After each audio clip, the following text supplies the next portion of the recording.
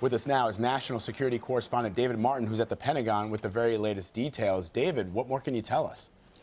Well, I think the first thing you need to know about those videos is this is not just a case of a Russian pilot off hot-dogging on his own. These were a series of maneuvers over 2 days in the Baltic Sea, which were clearly designed as menacing gestures toward this U.S. Navy ship, which was operating about 70 miles off the coast of a Russian piece of territory known as Kaliningrad. That video you're watching shows a Russian fighter jet flying what's known as an attack profile, coming in low to stay below the radar and fast to get upon the ship with as little warning as possible. It's a simulated attack profile.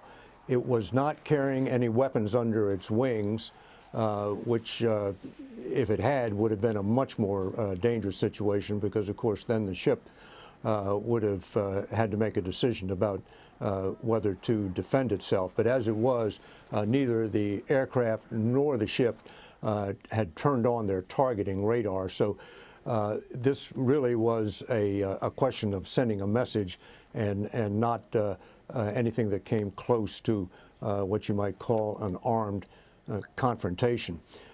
Those videos, at least the ones I've watched so far, show the Russian jets at about 100 feet in altitude, about 1,000 feet off the beam of the U.S. destroyer.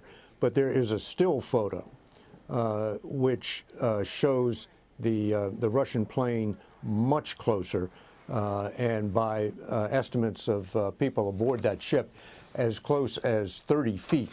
And that is unusually, if not unprecedentedly, aggressive. No one that I've talked to today here in the Pentagon can remember anything like that in terms of coming that close with a Russian warplane to an American warship. Well, that's David. I have to ask you, does this violate that 1973 treaty between the United States and Russia with these types of aggressive maneuvers that we're seeing?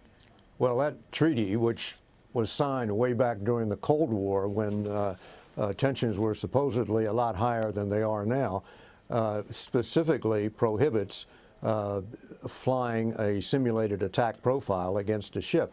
And it specifically prohibits conducting aerial acrobatics close to a ship. So at least from the American point of view, this is a pretty clear-cut violation, and I'm virtually certain they'll protest it.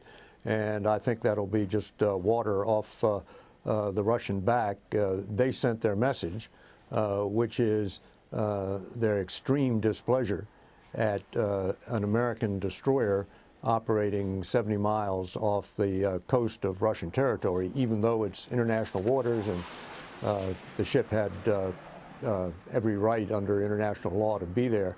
The Russians are demonstrating exactly how much they don't like that.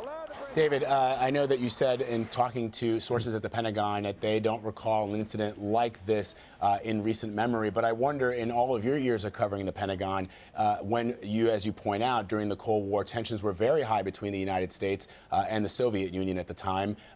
We know, because we've seen documents that the Pentagon has made public, that there were instances where either U.S. ships and planes or submarines came into close contact with each other. I wonder if we're not seeing the same thing play out going forward as Vladimir Putin tries to sort of flex his muscles in the region.